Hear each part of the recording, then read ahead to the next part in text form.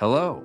In this video, I'll show you how to set up an ice contact on your iPhone so emergency responders can reach your chosen person quickly, even from your lock screen. Start by opening the Health app on your iPhone. Tap your profile icon in the top right corner, then select Medical ID. If it's your first time, tap Get Started. You'll see a pop-up to create your medical ID.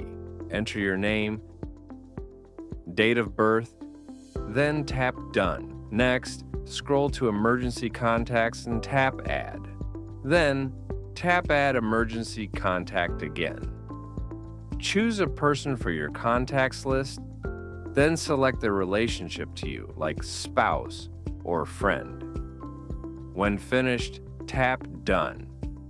Make sure Show When Locked is turned on.